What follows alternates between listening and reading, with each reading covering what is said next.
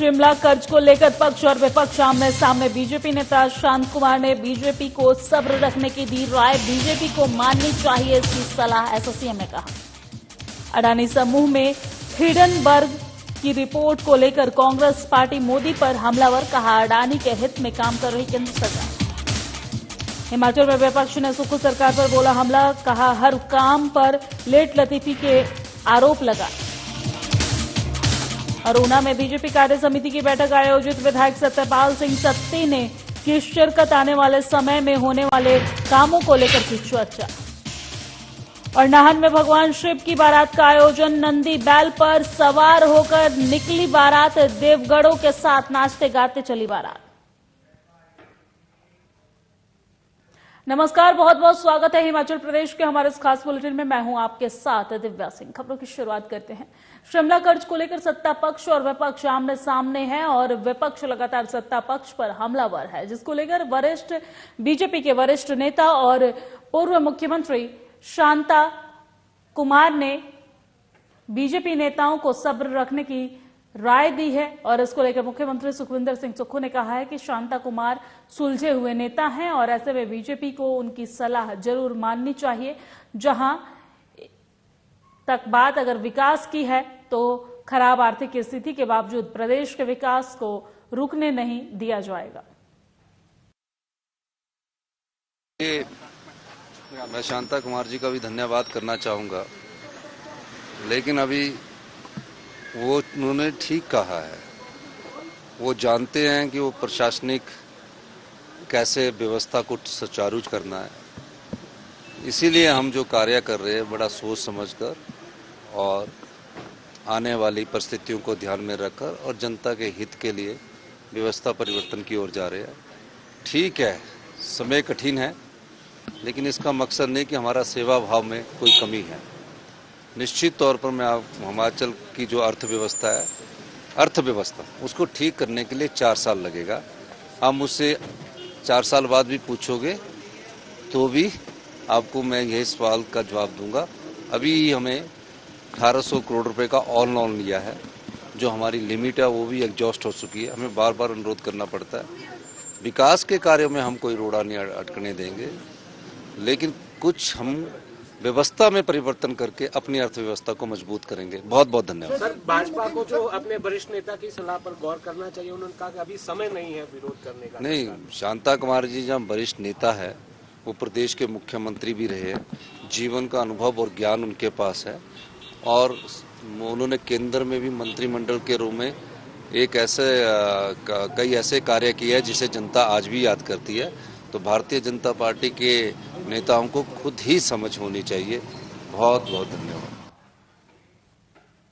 और अडानी समूह को लेकर हिडनबर्ग की रिपोर्ट के बाद कांग्रेस पार्टी लगातार मोदी सरकार पर हमलावर है। और आपको बता दें कि शिमला में प्रेस कॉन्फ्रेंस का आयोजन किया गया है और जिसमें अखिल भारतीय कांग्रेस कमेटी के राष्ट्रीय प्रवक्ता अखिलेश प्रताप सिंह ने बताया है कि कांग्रेस ने आरोप लगाया है कि केंद्र सरकार मामले को लेकर चुप्पी साधे हुए है और जांच नहीं करा रही। सुबह का बजट सत्र तो होना ही है, तारीख तय हो गई, जानकारी मिली आज 14 तारीख से शुरू हो रहा है। हालांकि ये अब की बार का ये सेशन मैं मानता हूँ कि जो शेड्यूल हमारा रहता था उससे काफी देर से है, लेकिन सरकार सारा काम थोड़ा देर से कर रही है, तो इसलिए सेशन भी देर से तय किया है। बाकी सेशन के दौरान बहुत सारे विषयों को लेकर के विधानसभा के अंदर बातचीत होगी। बहुत सारे ऐसे मुद्दे हैं जो हिमाचल प्रदेश में आज की तारीख में लोगों की ओर से जिनका आग्रह है कि इन मुद्दों को उठाना चाहिए, और प्रमुख रूप से तो मुद्दे वही है कि 2 महीने का सरकार का कार्यकाल। हालांकि कार्यकाल उस दृष्टि से बहुत छोटा है, लेकिन इस कार्यकाल में बहुत सारी चीजें ऐसी आई हैं जिन पर प्रश्न पूछना बहुत लाजमी होगा, सरकार को जवाब देना होगा। सरकार की जवाबदेही जो हम सुनिश्चित। और ऊना मंडल बीजेपी कार्य समिति की बैठक शुक्रवार यानी कि आज बीजेपी के जिला कार्यालय में आयोजित हुई है और इस बैठक में ऊना के विधायक सत्यपाल सिंह सत्ती ने बतौर मुख्य अतिथि शिरकत की है, जबकि पार्टी के मंडल अध्यक्ष हरपाल सिंह के इस कार्य समिति की अध्यक्षता की है। और सत्यपाल सिंह सत्ती ने कहा है कि आने वाले समय में जो काम चलेंगे उस पर चर्चा की गई है और बीजेपी पार्टी हिमाचल प्रदेश में बंद हुए शिक्षा संस्थानों के विरोध में जनता से हस्ताक्षर अभियान चला रही है, जो कि शिक्षक संस्थान और अन्य संस्थान बंद हुए उसके विरोध में जनता से हस्ताक्षर करवाकर बीजेपी पार्टी गवर्नर को देंगे और इन संस्थानों को खोलने के लिए गवर्नर के माध्यम से सरकार पर दबाव डाला जाएगा। मीटिंग के माध्यम से भारतीय जनता पार्टी आने वाले समय में जो काम चलेंगे उसके ऊपर चर्चा की है। तमाम कार्यकर्ता अलग अलग गांवों से जहां उपस्थित हुए हैं। भारतीय जनता पार्टी हिमाचल प्रदेश में बंद हुए शिक्षण संस्थानों के विरोध में जनता से हस्ताक्षर अभियान चला रही है। जहां पर शिक्षण संस्थान बंद हुए हैं, जहां अन्य संस्थान बंद हुए हैं, ये हस्ताक्षर इकट्ठे करके भारतीय जनता पार्टी हिमाचल प्रदेश फिर उसके बाद गवर्नर महोदय को देगी, ताकि इन शिक्षण संस्थानों को खोलने के लिए महामहिम गवर्नर महोदय के माध्यम से सरकार के ऊपर दबाव डाला जाए। तो हिमाचल प्रदेश के अंदर जो सरकार ने जन विरोधी अन्य निर्णय लेने शुरू किए हैं, उसके ऊपर भी आने वाले समय में भारतीय जनता पार्टी जिला ऊना और ऊना विधानसभा क्षेत्र के सब मिलकर के एक आंदोलन खड़ा करेंगे और जनता को जागरूक। और पंजाब के जलालाबाद से आम आदमी पार्टी के विधायक जगदीप कंबोज गोल्डी को हिमाचल प्रदेश का पार्टी प्रभारी नियुक्त किया गया है। वही प्रभारी नियुक्त होने के बाद गोल्डी पहली बार हिमाचल प्रदेश के दौरे पर आए हैं। वही जगदीप कंबोज गोल्डी के बिलासपुर स्थित घुमारवी पहुंचने पर आप पार्टी कार्यकर्ताओं ने उनका स्वागत किया है। वह इस दौरान आप पार्टी के प्रदेश अध्यक्ष सुरजीत ठाकुर सहित पार्टी पदाधिकारी भी इस दौरान मौजूद रहे हैं। अंबेडकर भवन घुमारवी हॉल में बैठक आयोजित की गई है। जगदीप कंबोज गोल्डी ने पार्टी कार्यकर्ताओं को मजबूती के साथ काम करने और 2024 में प्रस्तावित लोकसभा चुनाव में पार्टी उम्मीदवारों की जीत के लिए अभी से फील्ड में उतरने की बात कही है।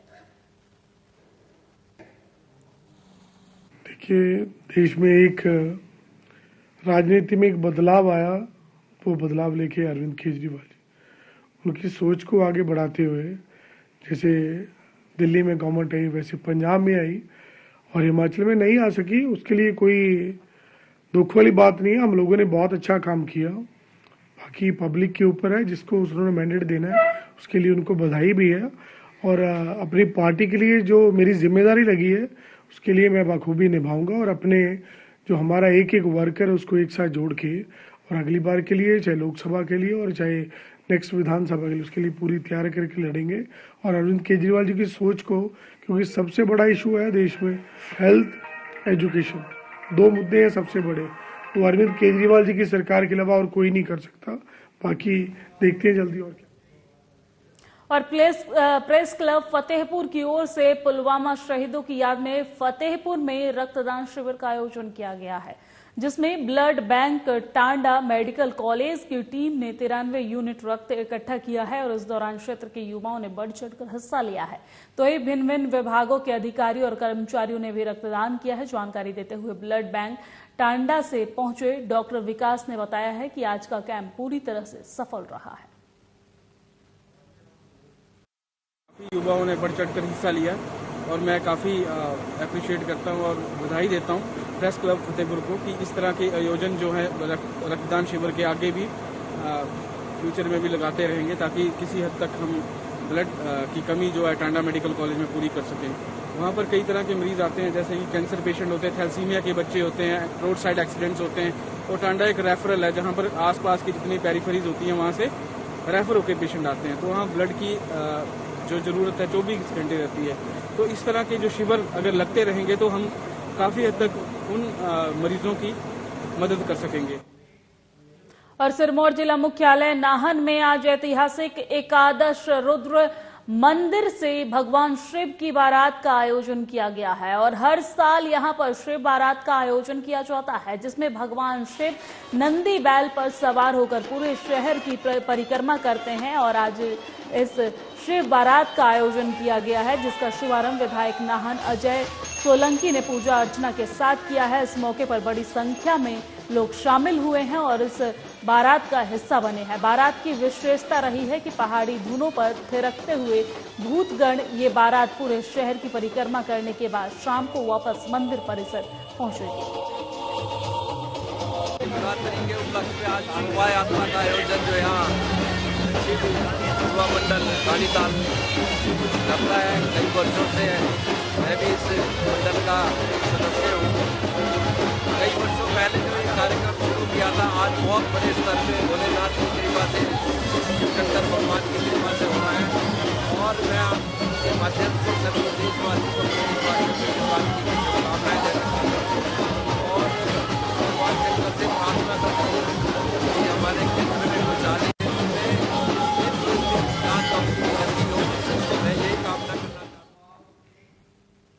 और मेरे साथ हिमाचल प्रदेश की खबरों में फिलहाल इतना ही। मुझे दीजिए इजाजत। नमस्कार।